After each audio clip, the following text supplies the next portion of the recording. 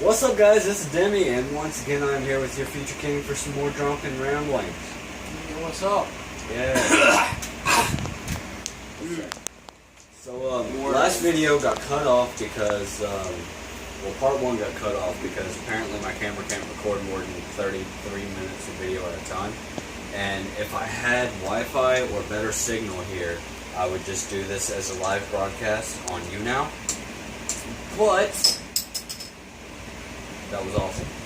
But I don't have good signal or Wi-Fi, so we're going to stick with this for now.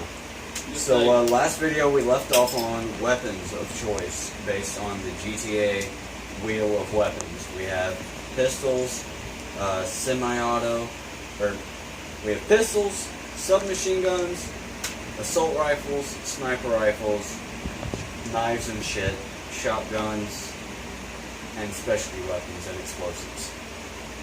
Like handheld explosives. Specialty weapons include rocket launchers, grenade launchers, minigun, shit basically like that. And then we got like the really plant, devastating shit that then we no got one's like allowed the to jerry have. can, the grenades, handheld explosives, C4, shit like that. So we'll start with pistols because I don't remember where the last video left off. He's about 20% inebriated. I'm about 20% inebriated at the moment. I still got a whole 40 to go through, so bottoms up while he explains his favorite pistol. Favorite pistols. Single pistol, not dual wielding, would be a Colt Anaconda 44 Magnum, just large, big ass revolver, just go BANG! And there goes your A head. gun that'll blow up someone's head first shot. Pretty much. Now, But if I'm dual wielding, why is there a difference between your dual wielding choice and your single choice? Make sure you explain that too. You don't have to explain it right now, but at least after you're done telling us what you're dual wielding. for dual wielding, I'd be the B23R, something like that. The 3-round burst, 45 caliber. Really fast shit, and I can put a lot of attachments and various things onto it and make it real nice. Talk a little louder. But for the reason between the differences between single wielding and dual wielding is for a single wielding revolver, you have a lot of nice things like you don't leave grass behind, so you can keep all the shells are still in the chamber. So one, if you're a criminal, you ain't living much evidence, and two, if you're not a criminal, you can still reuse your shells and keep making your own bullets and shit and save a little bit of money. And three, the fucking put down power and shit is awesome. But for dual wielding, you don't want... It is only a 6-shooter though. So. It is only a 6-shooter, but you want to be using it with 2 hands because it's got a lot of kick to it. A 44 Magnum. Either one. The 44 Magnum and the Colt Anaconda. Yeah, the Colt Anaconda is a 44. Oh, it is? Yeah. Oh, shit. It's also in 357 caliber. No, okay. I was thinking 357 as well. But it can go up to 44, and it's got a lot of kick to it, so you want to have 2 hands for it to be accurate and to not have the not huge to break your nose. You don't want to have the huge recoil. You want to have a little bit of a control on it, rather than if you just single-handedly shooting it. Unless, of course, you got wrist supports, and you can go with 44s all day long. Yeah, or Desert Eagles. But for dual wielding the 3-round burst pistols, I mean, it's just fucking great. It just feels good. Just, that head's gone, that head's gone, and you can just fire off a lot of rounds, especially if you got some extended clips and some extra rounds into it. Let's see. Probably my pistols of choice. My pistols of choice would probably be single wielding, probably a Desert Eagle or 44. Because I just love the way they feel in my hand, the grip, the power. Even though there's a huge amount of kick with an extra hand, I can control that fairly well. Dual wielding, if I have wrist supports, I would definitely go with the Desert Eagle because that is fantastic. Dual wielding 2 Desert Eagle would be ridiculous. Yeah, you have to have wrist supports and somewhat slack elbows to control the recoil. It's all about the technique of shooting. But my ultimate choice for dual wielding would accuracy would be a lot less though if you're using dual wielding Desert Eagles. But it wouldn't matter if you hit anywhere in the general vicinity, they're fucked. Desert Eagle 50 cal. Yeah. So my secondary choice would be the Colt 1911. It's a 45 caliber for dual wielding, mind you. It's a 45 caliber, fantastic gun.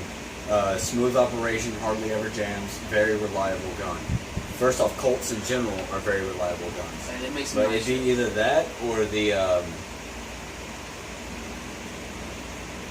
pretty much any pistol made by Smith & Wesson, because they're very reliable. I very accurate. prefer their rifles over. I prefer their rifles over their pistols, but I definitely, if I had my top choice, it'd definitely be the 1911s, because that's just the easiest. Really nice. It's the easiest 45s. controls. Yes, it's They're easy really to control. nice. They feel I love great in your those. hand.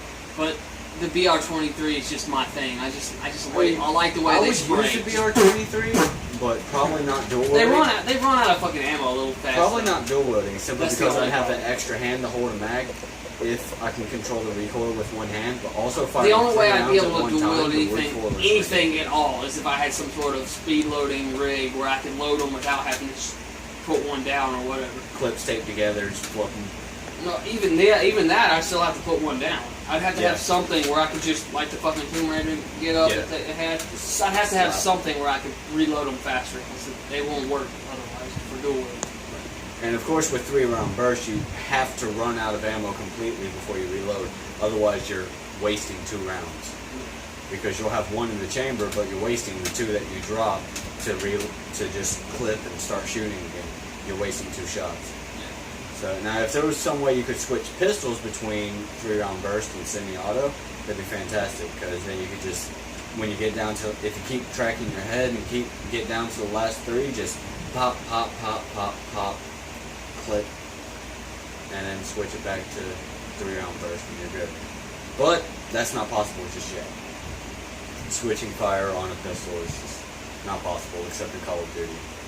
I mean, you can, with enough money, you can put anything together. Now we'll go to submachine guns. These are short SMGs. Before we go into submachine guns, what the fuck do you think that chick was using on Underworld?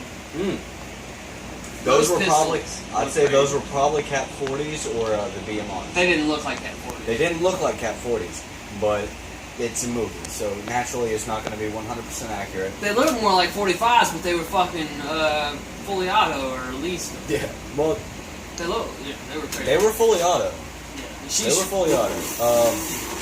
I mean, she just kind of spun around. Unless she's a vampire, so it might have been 3-round bursts, and she just got really fast trigger fingers.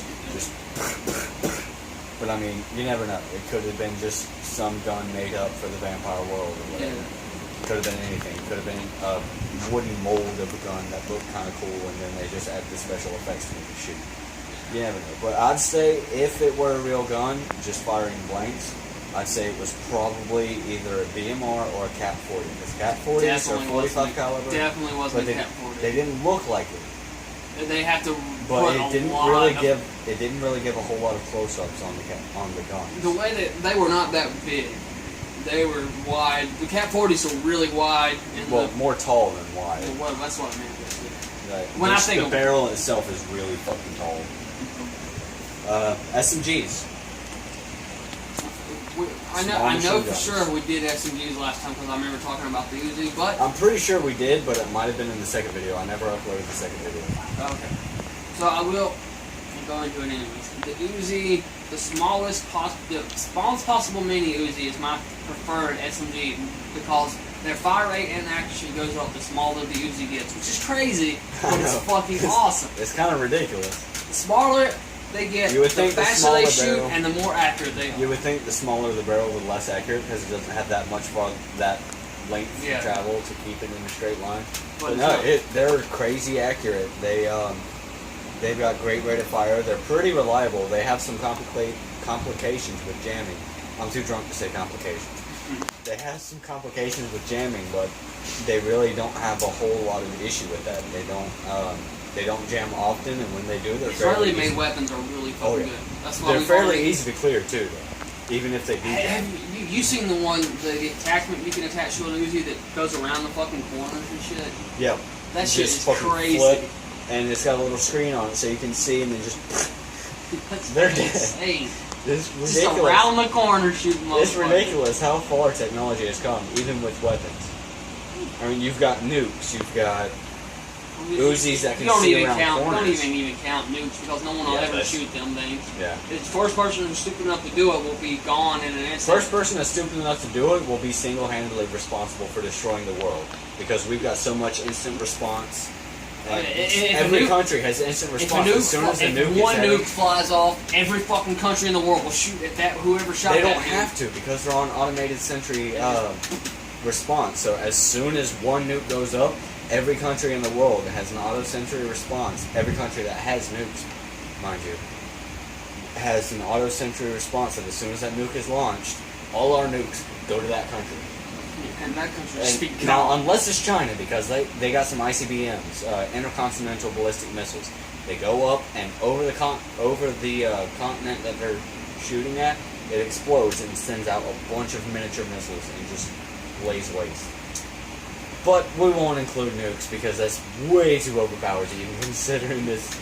Yeah, that's not something you can just carry around and put up. Yeah, you can't just carry that around and pull it out of your pocket and start shooting. Unless you got a suitcase nuke, in which case you're just a suicide terrorist anyways. You're a suicide bomber, you're not going to last very much longer. My preferred SMG. This is really tough because I really don't know a whole lot about SMGs. I like the Uzis. Oh shit, I forgot about the SIG Sauer. SIGs, fantastic pistols. I love them. They come in 3-round bursts. They can be semi-automatic or anything like that. But SIG also makes a SMG, if I'm not mistaken. I don't remember what it's called, but it's a fantastic gun. SIG makes fantastic guns. But I'd have to agree with you on the Uzi. That would probably be my weapon of choice for submachine guns. That or like a Tech 9 or a Mac 10. They're a little bulky though compared to the mini Uzis. Yeah, I'd probably go with something like probably the HKG-36 would be my top pick for submachine guns. But I'm not sure if that classifies under submachine gun or if that classifies as a full assault rifle. I'm pretty sure it's a submachine gun. It fires 36 rounds per second on full auto. Switch between burst and full auto. It's very reliable. It really depends on the length of the barrel and the stock. It does. But HK is extremely reliable. It's got great recoil control. If you got a decent stock, you can just sit that sumbitch in your shoulders and just spray motherfuckers. It's fantastic. So I'd probably have to say the G36 is my weapon of choice as far as submachine guns, but I'm pretty sure that classifies as a full assault rifle, and it's not my favorite full assault rifle. So now that we switched to the subject, assault rifle. What would you pick for an AR?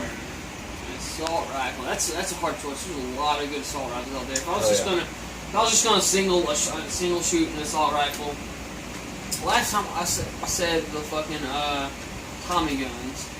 Just for the classic. Because I could dual wield them first off. And they got the drums. Hell yeah. They're fairly reliable. But I mean, they do have some jamming. They jam, but I mean they're old guns, so naturally they're gonna jam. Other than you dual wielding Tommy guns, it'd probably just be an M16 because that's pretty much the top of the line of assault rifles. Hell yeah. But I mean, there's so many different types of M16s that just by saying M16, you're including an entire fucking bracket of weapons in and of itself. But the M16s are all reliable, so it's hard to choose between one. Yeah, it's hard to choose just one. And not to mention, you got a shit ton of ferrets, attachments, and stocks, and all the other shit that changed the gun entirely. You can remake the fucking M16 into any damn thing you want. You can have an M16 A4 carbine, change the stock, and change the undercarriage, and all of a sudden it's an M16 Viper or an M4 Viper. I mean, you never fucking know. Just small changes, and it changes the gun completely. As far as assault rifles, I'd probably have to say the M16A4 or the M4 Viper. It's one of those two, hands down, because they're reliable, they're fast, they're accurate as hell. I mean, it's the weapon of choice for the fucking U.S. military. And we are the military. Exactly. There ain't no army that compares. The Spetsnaz and the Chinese army are pretty badass.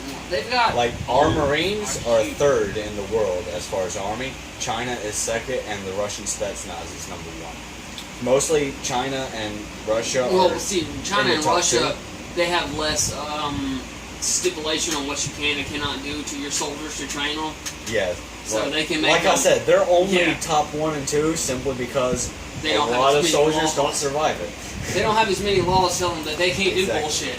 Exactly. In America, everybody's pretty much the same when they go through the military or whatever. So they can come out, they can have like a small selection of really elite. Don't get me wrong. But they're not allowed to fucking push them. Some in past America where they're do die. Some American soldiers do die in training, such as a drill instructor that I once knew. We were doing live round training. We had to crawl under barbed wire and shit like that.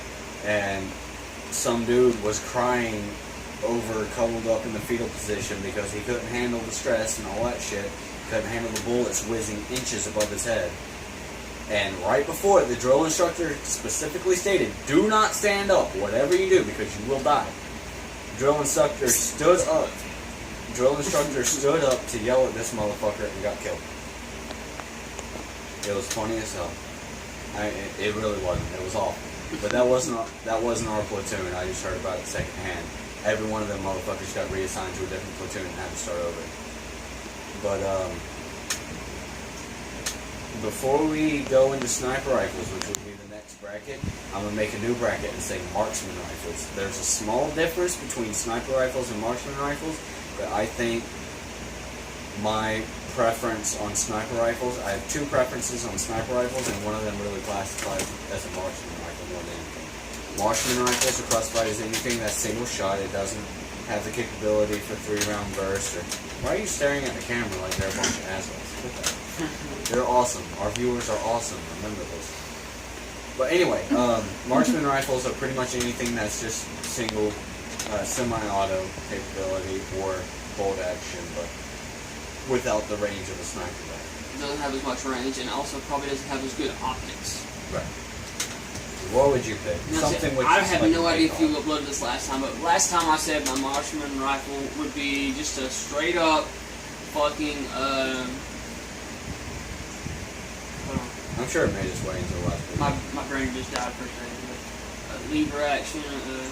Winchester? Yeah, Winchester. That's cool. Lever action Winchester rifle. Just old school cowboy days. Lever action Winchester. Just where you get your iron sight. Like not bolt action, just straight. Those are fantastic. And they hold 8 rounds, so it's got fantastic range up to 200 yards, which is fantastic. 2 to 300 yards. 300 yards is kind of pushing it. You got to account for drop and everything. It's a little bit more mathematical at 300 yards, but it can go up to 300 yards with still enough power to kill. Probably my top pick for marksman rifle is the Mosin Nagant. Now, commonly in like World War II and shit, it was used as a sniper rifle because it was pretty much top class sniper rifle back in the day at that time. But now nowadays sniper rifles are way up there, so let's put it down to a marksman. Nowadays it's about a marksman rifle. It's got about 350 range That's what maximum.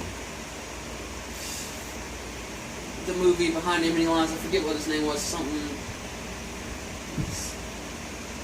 The sniper that wet the scope, or was that Saving Private Ryan? The main character sniper from Behind Enemy Lines, played by Jude Law, Eli Wassess or some shit like that. Eli Wassess.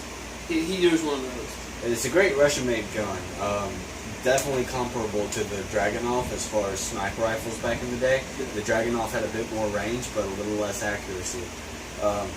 The Mosin Nagant, it's got about... Pretty sure that's what it used. I'm not 100%. It's been a while since I've seen the movie. It's got about a 350-yard maximum range.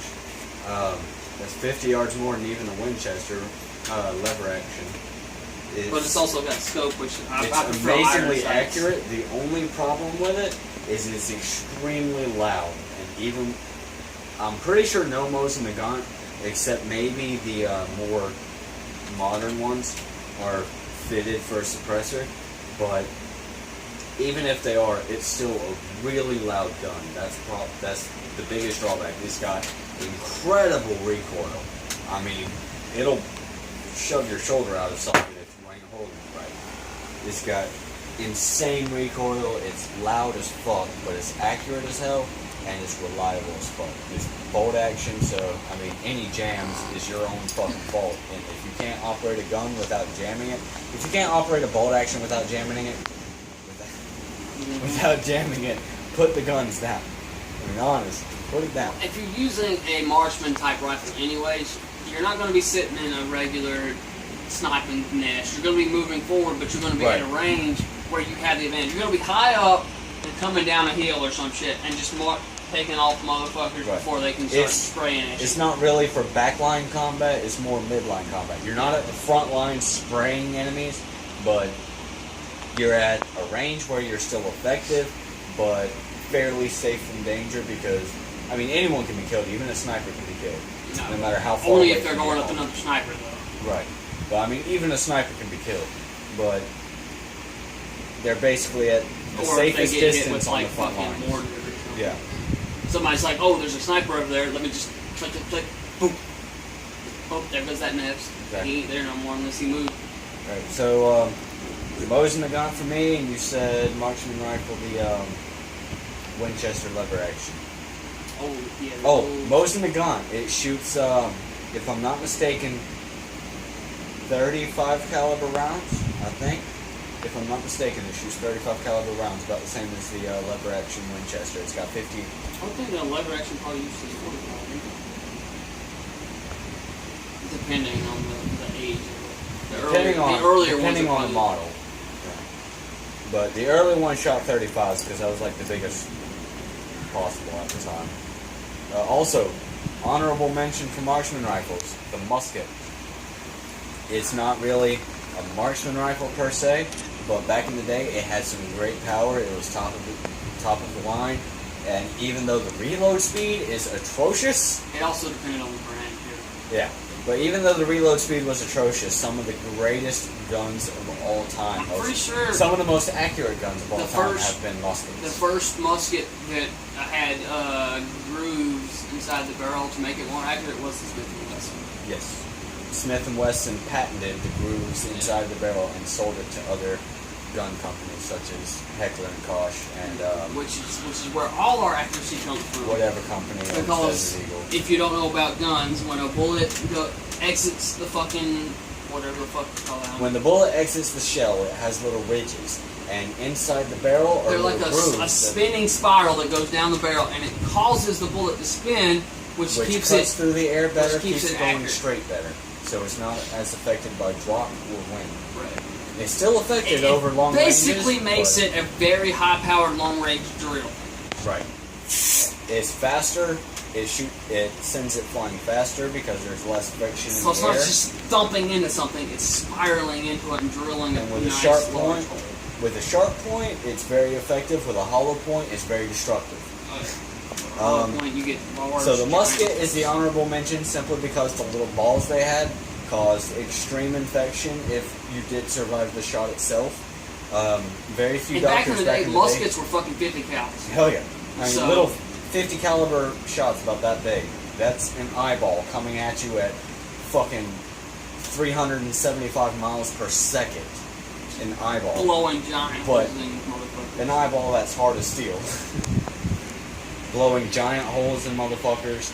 Now the reload speed was atrocious because you had to pour the black powder in, put the paper in, slide the ball in, pack that down, and then put more black powder in, pack that down, and then you didn't have no fucking preloaded shit like bullets. And if you had if you ran out of flint, you had to replace the flint in your hammer. All that shit, it was fucking ridiculous. Atrocious reload speed, but still a fantastic gun. That's why it's honor. For one shot, it's a fantastic gun. You line 3 motherfuckers up and shoot them in the temple, you're killing all 3 of them. It might not come out the other side of the 3rd motherfucker, but it's rattling around in his head a little bit. Alright, sniper rifles. Shoot. Well, barring the fucking 50 caliber Barrett, the Barrett Social is not a part of this because, obviously, any gun that you can miss by this much and still take their head off, it wins, hands down. So we're barring the Barrett 50.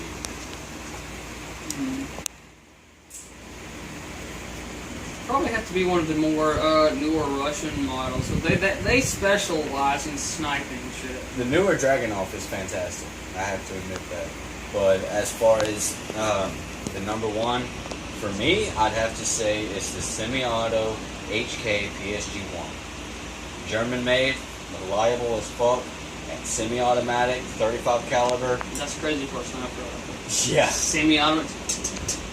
It doesn't have a very fast rate of fire. You still have to give it time to reload and everything. But you don't got a bolt. every time you pull the trigger.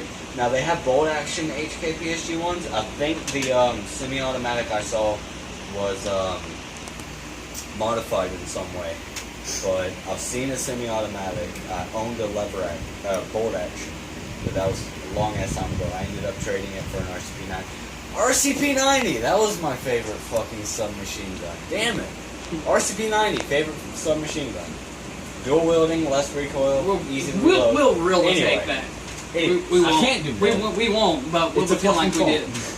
It's a phone. I can't do that.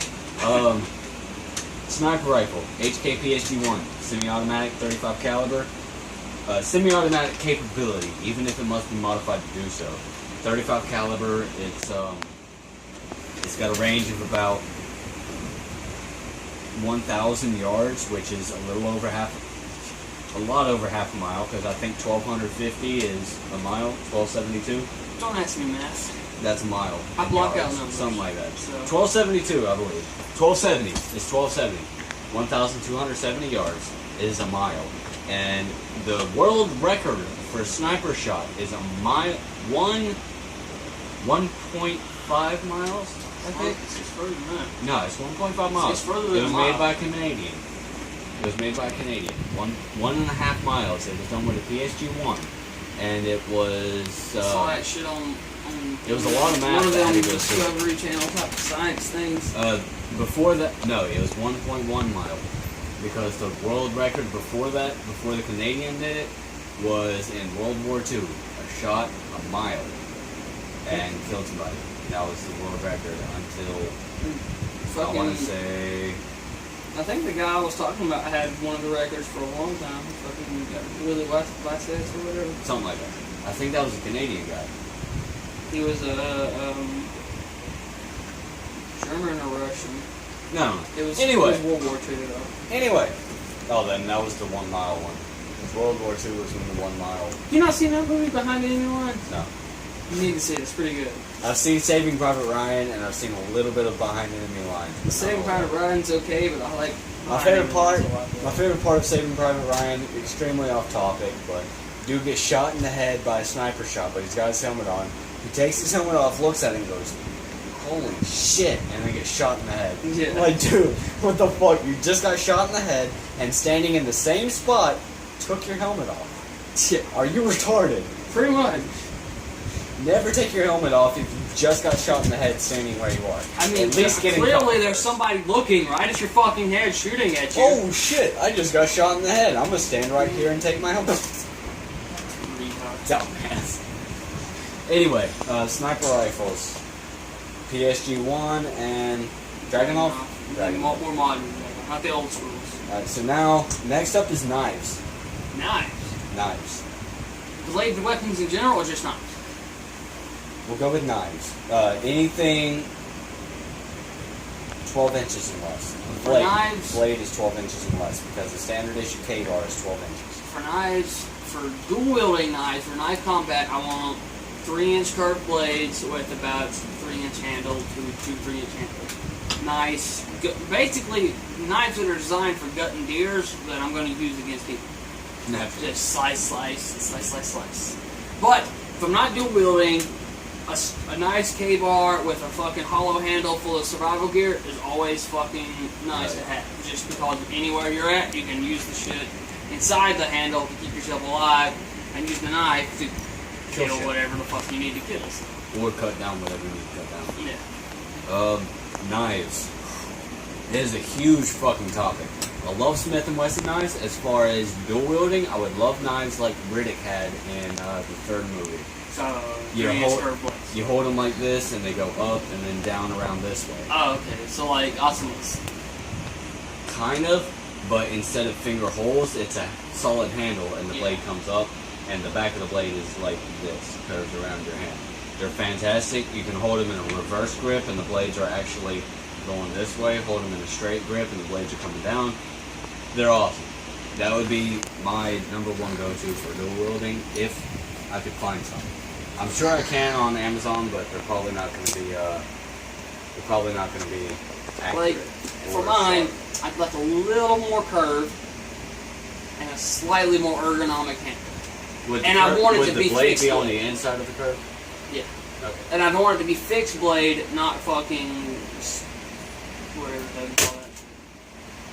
Spring assisted. Spring assisted because I want the motherfucker to be solid and not break in my fucking hand while I'm killing motherfuckers. Also, I'd want the handle to be a little bit more curved. It just feels better if the curve's a little bit stronger. As far as single wielding a weapon, or a bladed weapon that's 12 inches or less, I love the K-bar with the hollowed handle. But number one knife of choice is the bone saw. It sounds funny as hell, but there is a knife out there that is a scorpion whip. That doesn't count as knives. I'd rather you didn't. The bone saw, I used to have one. It's made specifically for cutting through like femurs of deer when you're cleaning the meat and everything and getting it prepared to cook. It doesn't work in combat. It's about one bet. How you gonna saw like that in fucking combat? You don't have to. You just grab the throat and. Oh yeah, it's And gonna the entire shred throat some shredded shit. as hell. It's gonna shred shit It's easily, not- but it's not gonna do I what it's wouldn't use supposed it. to be. I wouldn't use it for cutting bone, but because it's serrated, it wouldn't need to be sharpened because it's always gonna keep its edge. Even if it doesn't, it's a bunch of sharp ass points grinding against your skin. Yeah, so you can slap 6 inches long. You can slap it at motherfuckers and rip them apart. Hell but yeah. it's not meant to do that. It's just It's meant not to. meant to, but It's it's just still meant fun. to cut through. Yeah, but still. And even after I killed somebody with it, I could throw them over a fire and cut them apart with it because it's meant to cut through bone. I mean, not easily, but I mean, if I'm running out of food, I've killed all the deer and animals in the area, I'm gonna need people. I mean, eventually someone's gonna come after me, the game warden or some shit. Somebody. You killed everything in the air. But as far, I do like the knuckle knives, like Asuma has in Naruto. As far as dual wielding, because I mean, the brass knuckles, you can punch somebody, and They've already got an edge, so every You can cut punch them is on the leaving a cut on oh it. yeah, even the Every knuckles, punch, it's going to even the slice their knuckles face have a up. fucking cut, have a point and edge. So every time you punch a motherfucker, big ass gash in their face. If you give them a hook, tear their cheek off. Oh yeah, they are fucked. I mean, there's not much you can do against those They're unless fucked. you got a sword. Moving on, because this video is not going to be able to last much longer. Shotguns. Favorite shotgun. Before we get into shotguns, pause the video. Alright guys, unfortunately that's all the time we have for today. We'll pick up the next video, which I will upload as soon as this one's done uploading. We're going to work on it as soon as possible, which will probably be as soon as it's done, because I don't have enough money to get more alcohol.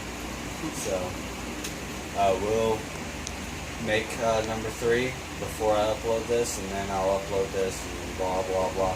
We'll start the next video with shotguns. Shotgun of choice. Actually, I take that back. We're going to start the next video with swords, since we've done knives. Next video will be about swords. Long bladed weapons. Anything over 12-inch blade. But for now, that's all we have time for. So, as always, laughter does good like in medicine. So keep watching so you can keep laughing and keep living. I'm too drunk for my outro. Jump out the